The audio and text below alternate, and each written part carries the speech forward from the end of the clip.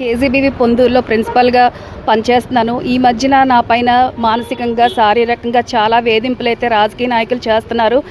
దానికి అధికారులందరూ కూడా ఒత్తాస పలికి నా పైన ఎలాంటి కంప్లైంట్స్ లేకపోయినా సరే లేనిపోని అభియోగాలన్నీ ఆరోపించి దానిపైన ప్రాపర్ ఎంక్వైరీ జరగకుండానే నన్ను కంచిలికి ట్రాన్స్ఫర్ చేశారు.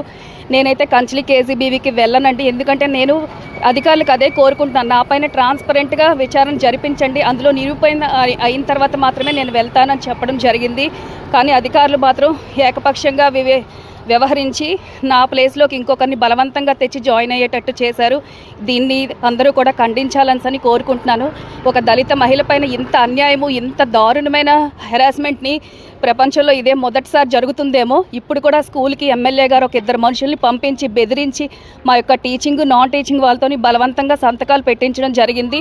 అందరూ మహిళా సిబ్బంది మాత్రమే కేజీబీలో ఉండడంతో ప్రతి ఒక్కరూ కూడా రాజకీయ నాయకులకు భయపడిపోయే పరిస్థితి వచ్చింది.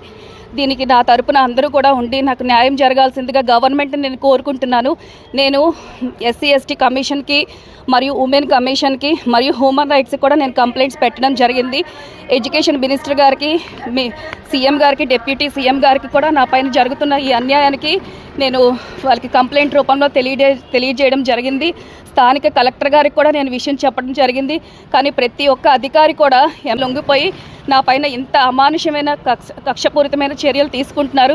నాకు న్యాయం చేయాల్సిందిగా కోరుకుంటున్నాను.